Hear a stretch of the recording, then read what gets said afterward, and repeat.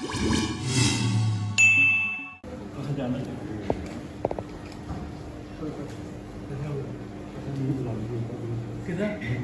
पे खड़ा हो जाए ग्रुप कर लेते हैं। सर थोड़ा क्लोज हो जाइए आप। हाँ जी सर आप भी सर सामने देखिए सारे सेंटर में। यस सर सामने।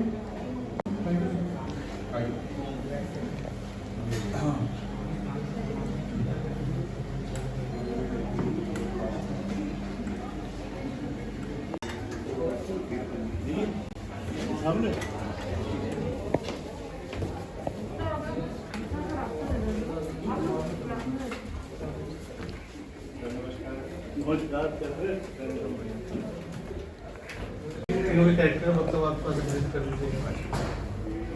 तो ये मूवी जो है 10 नहीं 40, ये बेसिकली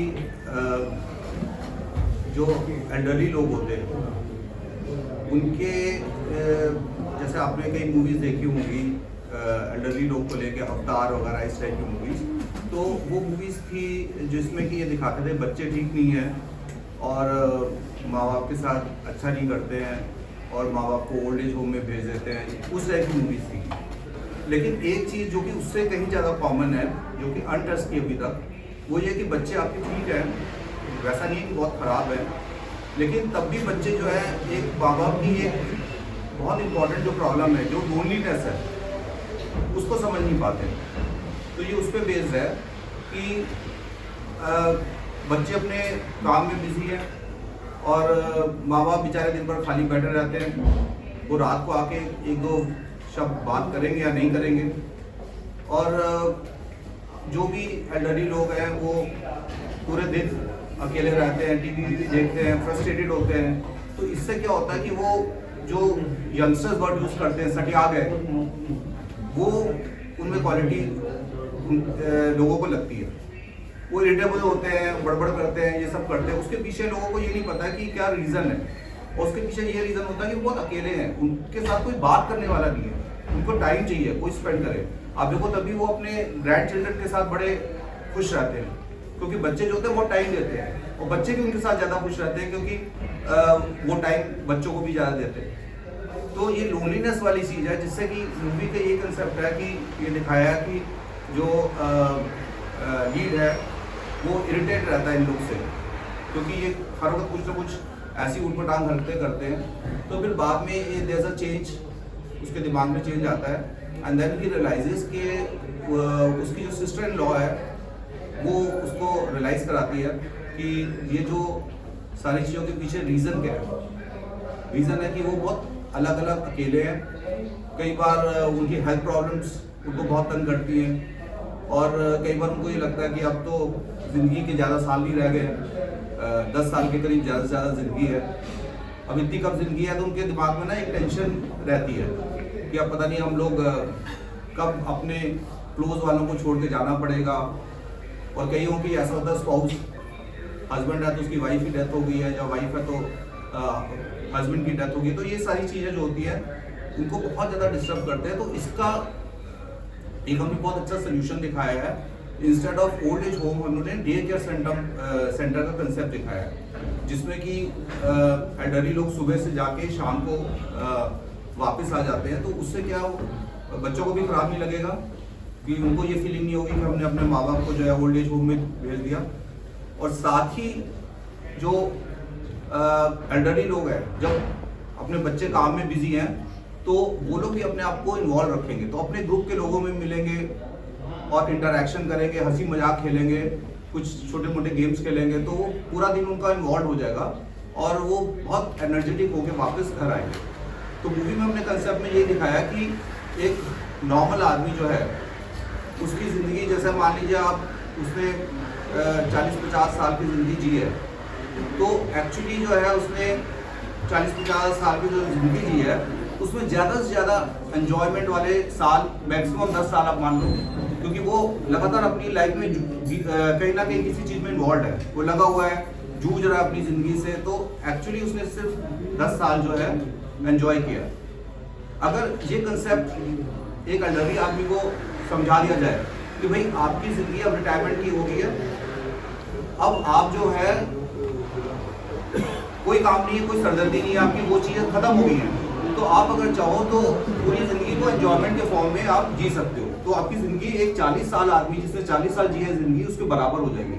तो यही कंसेप्ट है कि 10 नहीं, आप 40 साल की ज़िंदगी समझ के चलो कि आप एंजॉय करो, एक एक पल का आप मजा लो लाइफ में। तो यही है, उसमें काफ़ी कॉमेडी के फॉर्म में हमने रखा है कि जिससे कि आदमी को ना ये डॉक्यूमेंट्री बोरिंग ना लगे। तो इसमें थ्रू आउट कॉमेडी है। और आप दो लोग हैं उनमें से हमारे खास उससे ये मनमौजी जी और बीरबल जी, तो इन्होंने खुद पूरी मूवी देखी है, दोनों की दोनों। तो मैं चाहूँगा कि ये थोड़ा सा अपना जेन्युइन कंसेप्ट बताएं, ये नहीं कि ये मूवी में पार्ट है या वो है, या कुछ और बताना चाहेंगे। मैं तो यही कहूँगा ये जो पिक्चर है ये आई ओपनर है। हम बुजुर्ग लोग जब हो जाते हैं, मैं जैसे अब 83, लेकिन मेरे अंदर टैलेंट कम नहीं हुआ अभी तक। हमारे लिए कोई आउटलेट भी नहीं है अभी, फिल्मों वाले भी नहीं बुलाते, और घर में भी लगता है कि घर में बैठा आदमी बोर हो जाता है, नेगेटिविटी आती है। ऐसी जगह पर जाने से आदमी का माइंड पॉजिटिव हो जाता है। हम भूल जाते हैं कि हम बूढ़े हैं और हम हमेशा जवान रहने की कोशिश करते हैं। स्वामी देवानंद ने भी मुझे बताया था कि you are as old as you feel, never say you are old, you feel you are a young boy and try to live in the company of beautiful girls, you will never feel old. वो formula है। वहाँ पर हम लोग जाते हैं ऐसी जगह पर तो भूल जाते हैं सब चीज़ें और आपस में एंजॉय करते हैं, अपना अपना टैलेंट दिखाते हैं एक दूसरे का, टाइम पास हो जाता है और पता भी नहीं लगता कि कब हम आए तो कब जा रहे हैं। बिल्कुल फ्रेश होकर वापस जाते हैं। और मैंने जो फिल्म देखी है मुझे इतनी अच्छी लगी, मैंने कहा इसको तो कई अवार्ड मिलेंगे मेरे ख्याल से। It is eye opener. ऐसी फिल्में बननी चाहिए ताकि जो हमारे बुजुर्ग हैं उनको पता लगे कि वहाँ पर जाने से ये वहाँ से अच्छा ऐसी जगह पर जाएं जहाँ पर आपका टाइम पास हो और आपके ही टाइप के लोग हों।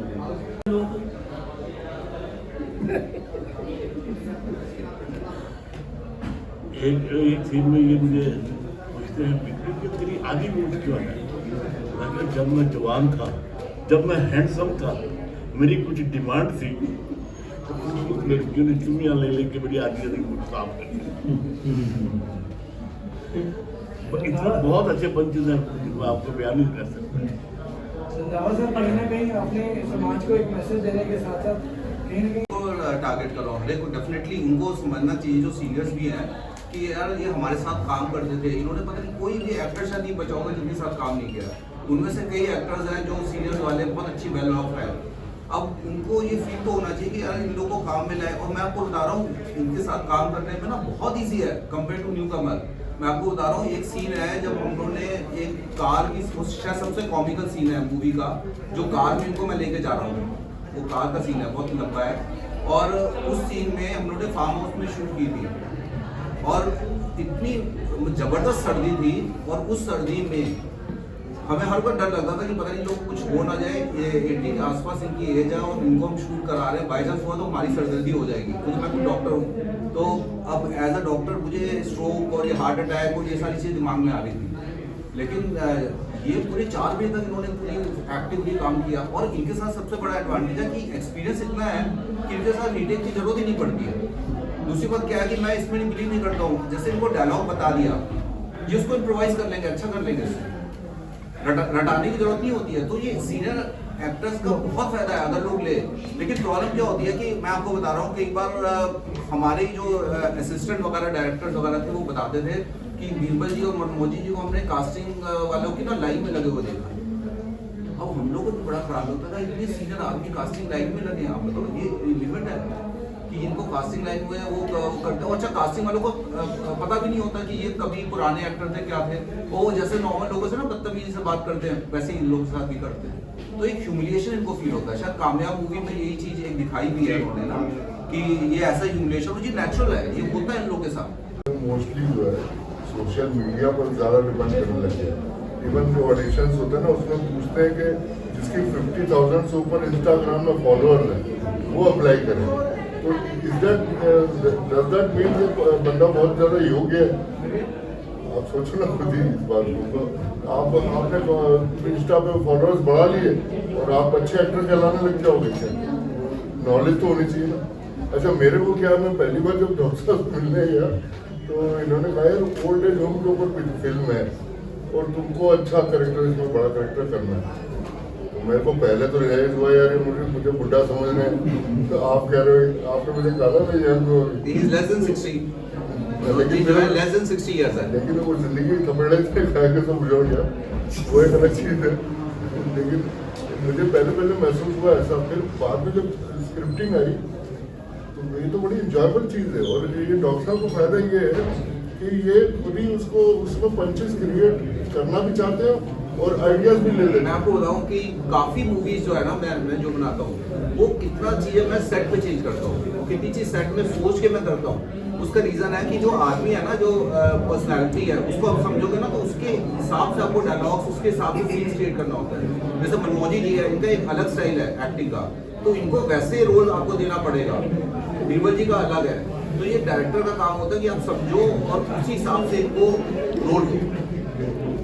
तो बहुत बड़ा इजी हो रहा है ना सिस्टम, कि जिसने पैसे लगाए हुए हैं या जो उसमें इन्वेस्टर है तो उसके तो आप उसको तो पूरा केयर दे देते हैं। और जो नीचे से आते हैं जो उनको आप इतनी केयर नहीं करते हो, तो उनके सीन्स जो है वो बढ़िया लेंगे भी नहीं आप और उसको मैच कराएंगे जो बड़ा स्टार है। सर कॉमेडी इतनी है इसमें, ये थ्रूआउट कॉमेडी मूवी है और इसमें यंगस्टर्स भी हैं, क्योंकि यंगस्टर्स के तो इंटरेक्शन दिखाया है, जो यंगस्टर्स इरिटेट हो रहे हैं, यंगस्टर्स उनको लेके जा रहे हैं। तो ऐसा नहीं कि सिर्फ बड़े लोग हैं, यंगस्टर्स नहीं। सर ऑडियंस एंजॉय करेगी। और ऑडियंस मेरी समझ में जो है ना, ऐसी टाइप की मूवीज आजकल बन रही है जो एक्चुअल कॉमेडी है। देखो पहली बात तो कॉमेडी मूवीज बहुत कम बनती है, दूसरी बात कॉमेडी मूवीज जो बनती है ना वो ओवर द टॉप वाली कॉमेडी होती है, बेस रिपेयर की कॉमेडी। इसमें हमारे जैसे लोगों को हंसने की कोशिश करी जाती है। हाँ, जो फालतू की बेस रिपेयर की, वो किसी को थप्पड़ मार दिया तो उसमें हंसने लग गया, ये करके, वो स्टूपिड वाली नहीं है। इसमें एक भी वैसे स्टूपिड नहीं है। मैं आपको एक सिंपल सा एग्जांपल देता हूँ। ये इसमें सीन है और ये ज्यादातर चीजें ना मेरी देखी हुई है, लोगों से इंस्पायर होके वो करके ली है। ऑलमोस्ट मतलब 80-90% चीजें ऐसी हैं जो लोगों को देख के वगैरह की है। एक सीन है मुझे अच्छी तरह याद है कि एक हमारे रिलेशन में थे, तो वो एक नॉर्मल गवर्नमेंट जॉब करते थे। बच्चे जब बहुत अच्छा बढ़ गए तो उन्होंने ना उनको टिकट बिजनेस क्लास की पहले ली थी, तो वो बिजनेस क्लास से आए तो उनको ये था कि बताना था फेसबुक में फ्रेंड्स को कि मैं बिजनेस क्लास से आया हूँ।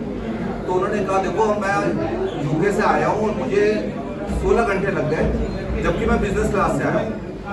तो लोगों ने नीचे मजाक करना शुरू कर दिया कि भाई बिजनेस क्लास में जो है ज़्यादा टाइम कम टाइम लगता है क्या। तो उसी पे आप देखो मैंने एक अच्छा सीन क्रिएट किया, आप देखो जिसमें बहुत हंसी आएगी। और वो हमारी एक और इनकी कोलीगी है विक्की चड्ढा, उन्होंने किया।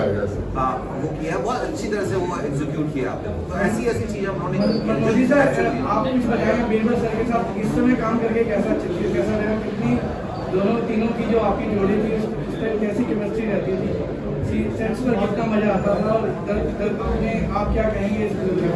मैं बहुत सारी फिल्मों में काम किया है, लेकिन डॉक्टर रंधावा जी जो है ऐसी चीज़ बना के दे रहे हैं समाज को,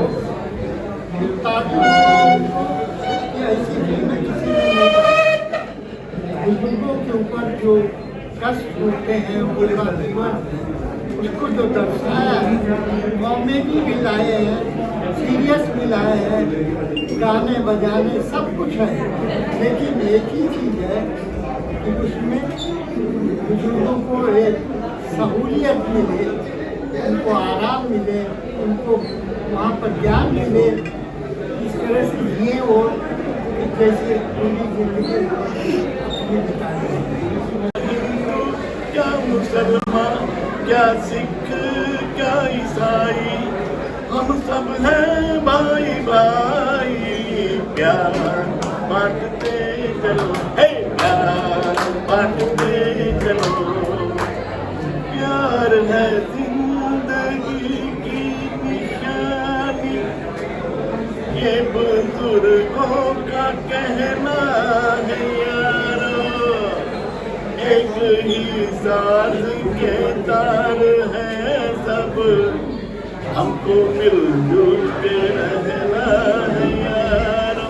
सोचो कल क्या थे, देखो अब क्या हो, तुमको ले न डूबे कहीं अपनी ये लड़ाई। प्यार बांटते चलो, प्यार बांटते चलो, प्यार बांटते चलो, प्यार बांटते चलो।